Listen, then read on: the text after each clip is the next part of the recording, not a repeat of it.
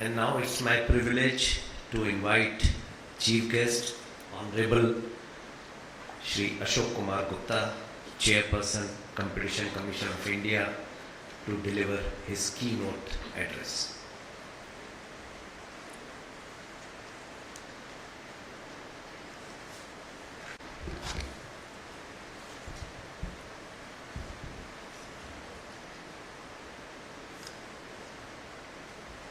Mr. Sunil Chodia, Chairman, CII Western Region, and CMD, Rajaratnam Global Wire Limited, Ms. Zia Modi, Chairperson, CII National Committee on Regulatory Affairs, and co-founder and managing partner, AZP and Partners, Mr. Mihir Dale, General Counsel, Star and Disney India, Mr. Vikas Mohan, my colleague and member of the Commission, Dr. Sangeeta Verma, distinguished panelists, participants, friends from the media, a very good morning to all of you.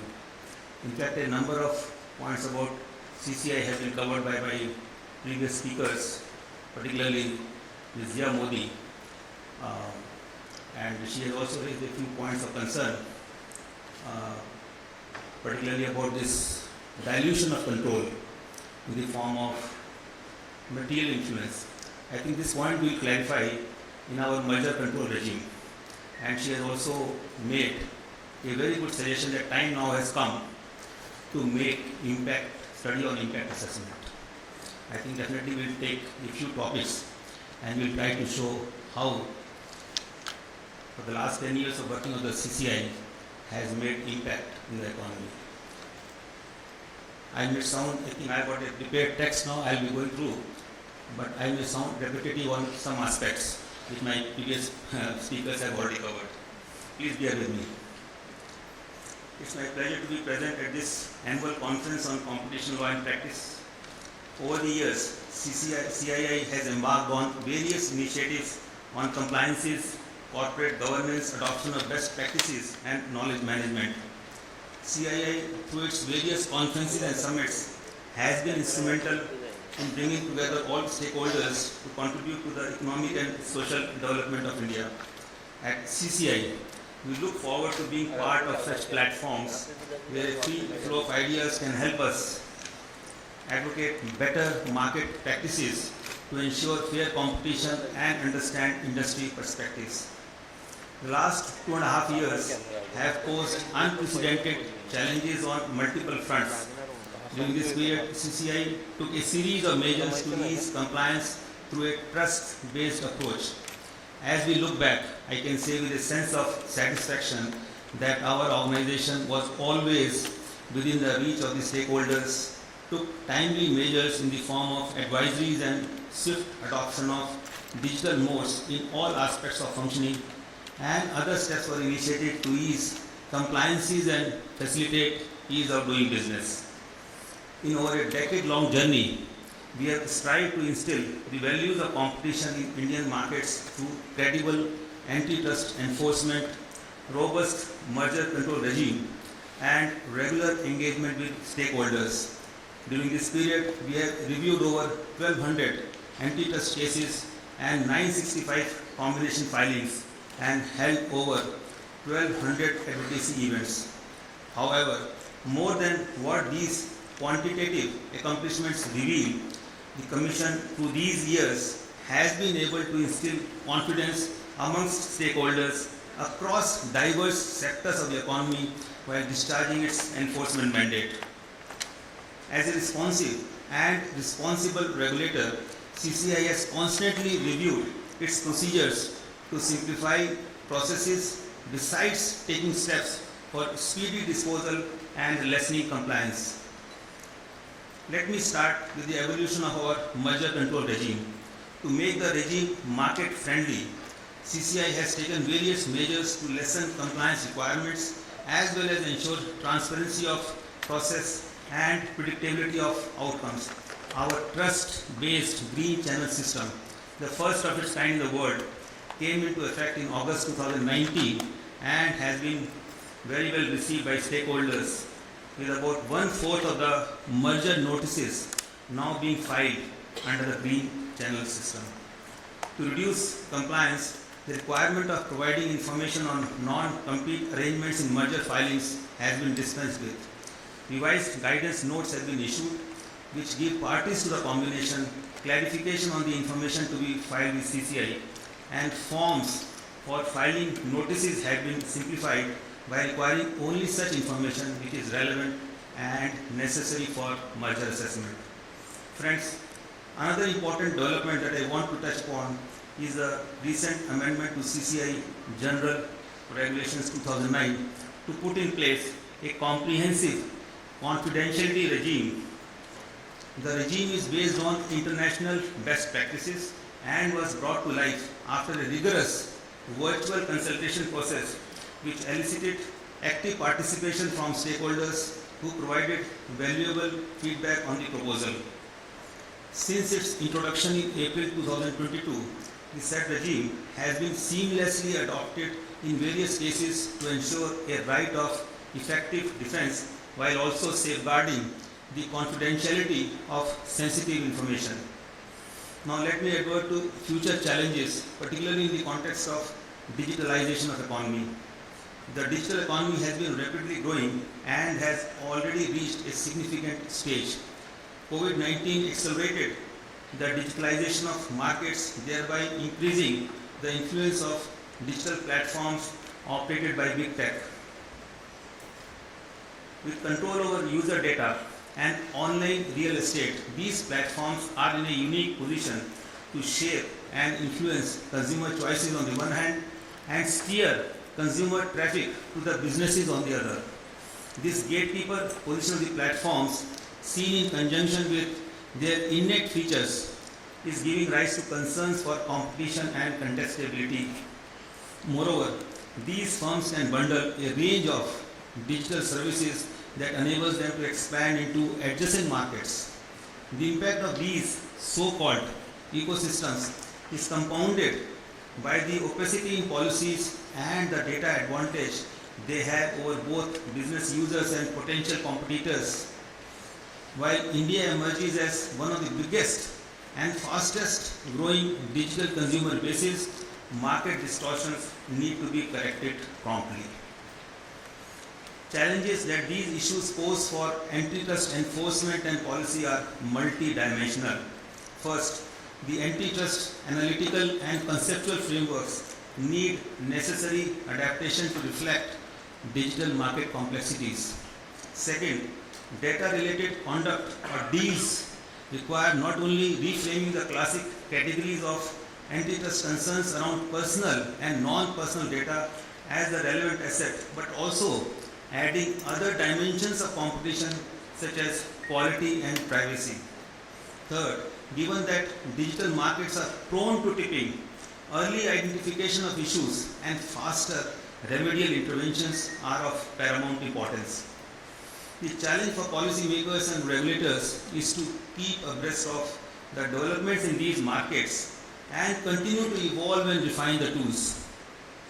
Coming to policy developments, let me start with Competition Amendment Bill, which was recently introduced in the Parliament to amend the competition law, keeping in view the significant growth of Indian markets and a paradigm shift in the way businesses started operating in the last decade. The thrust of the proposed amendments is to provide regulatory certainty, faster market correction, and trust-based business environment.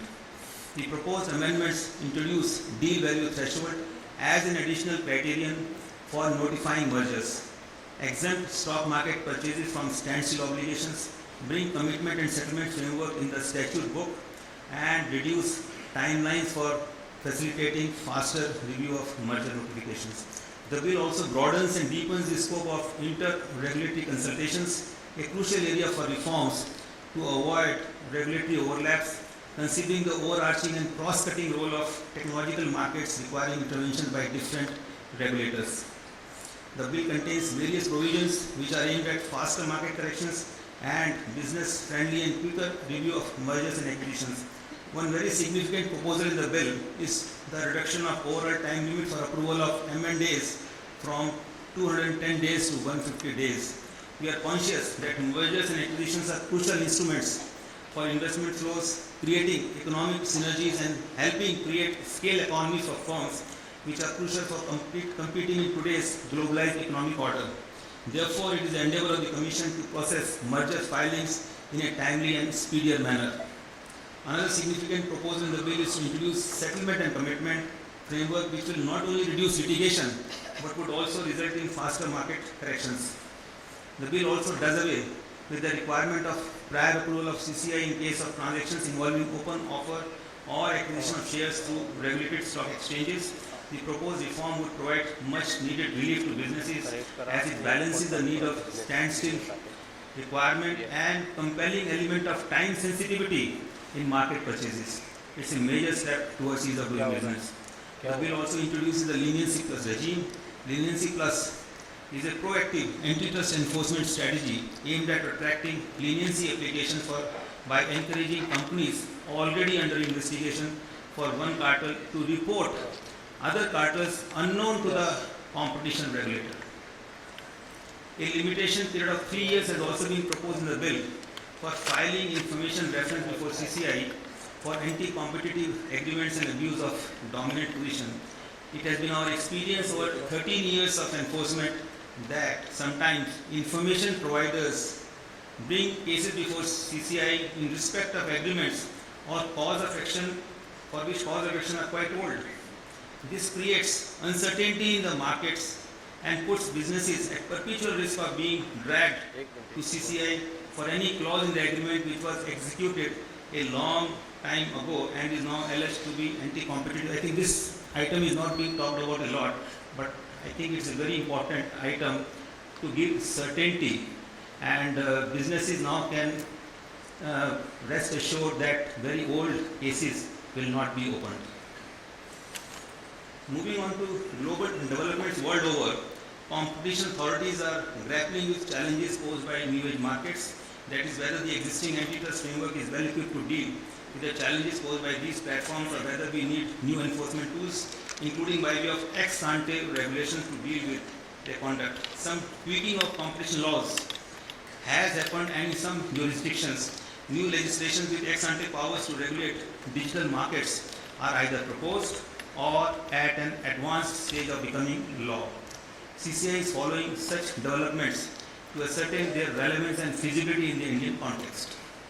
While enforcement will always be at the forefront of correcting market distortion, the Commission continues to understand market constructs across sectors for advocating self-regulatory measures.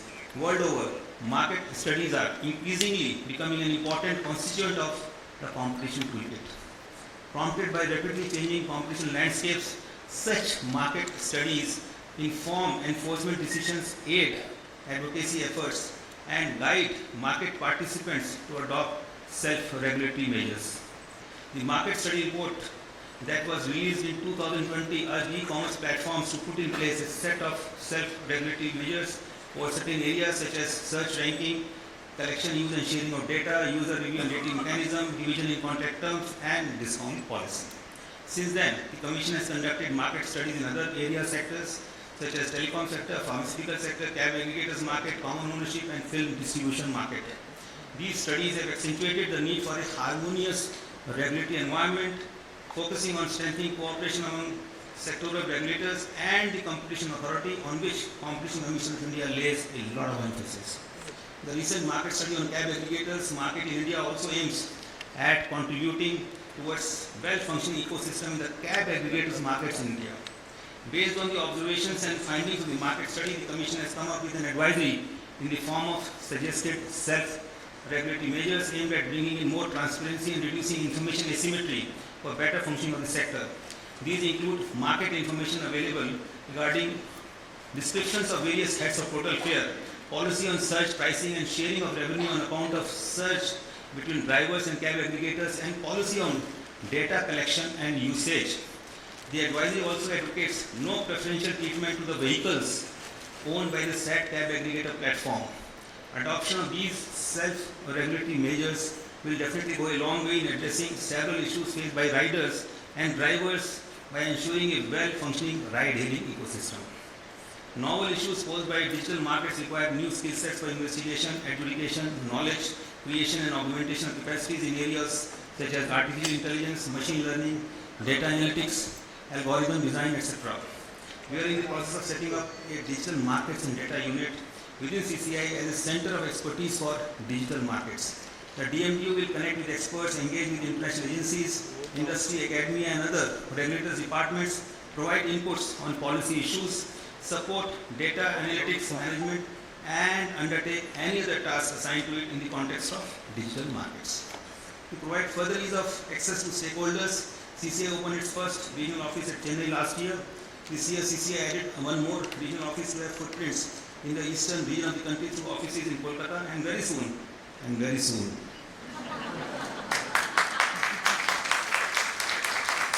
we shall have a regional office in Mumbai. With such regional presence, we aim to deepen our engagement with state governments, PSUs, industry bodies and academia operating at the state level.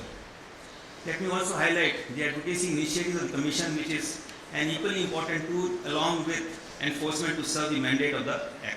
CCI conducted over 450 advocacy programs with wide outreach over the last 2 years through a virtual mode, despite COVID-related restrictions.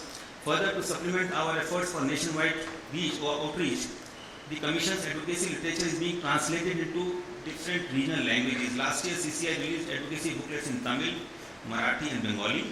This year, we added 2 more languages to this list, that is Kannada and Malayalam.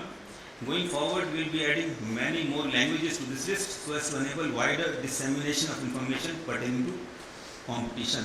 All these booklets are now available at CCI's website, which was recently upgraded with the aim to achieve a stakeholder-friendly modern website with best features, including e-consultation with stakeholders, pre-filing e-consultation, mobile compatibility, etc. In a young jurisdiction like India, where legacy issues have not yet faded completely, stakeholders are not fully aware of the benefits of competition, pro-market reforms are still on ongoing agenda, enforcement cannot be the only route to market correction. A large part of Commission's work has and will continue to comprise proactive outreach and advocacy. Our experience suggests that dialogue with stakeholders can be effective in preventing violation of the law and can help mitigate a range of competition concerns without burdening the industry with compliance and litigation costs. Before I conclude, let me take this opportunity to that the Commission believes in nuanced application of the law in a manner that appropriately accounts for dynamic and rapidly changing market conditions as well as the larger economic and policy milieu and complements robust enforcement with facilitative advocacy. During the CCI's annual day celebrations in May this year, the Honorable Union Finance Minister Srimati Nirmala Sitharaman emphasized that CCI should prepare FAQs for the benefit of stakeholders and to facilitate better understanding of its functioning.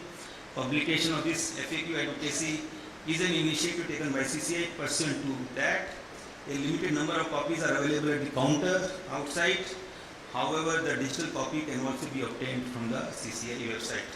This book is divided into 4 parts, covering anticipated queries of stakeholders in the areas of filing information, confidentiality provisions, leniency provisions, and merger regulations. I hope that this initiative will provide clarity, predictability, and guidance to stakeholders and go a long way in facilitating ease of doing business. I am glad that the distinguished panelists we have with us today represent varied interest and stakeholders group, and I am hopeful that today's discussions on some of the emerging issues in antitrust enforcement will help us brace for time to come. Thank you. Thank you very much.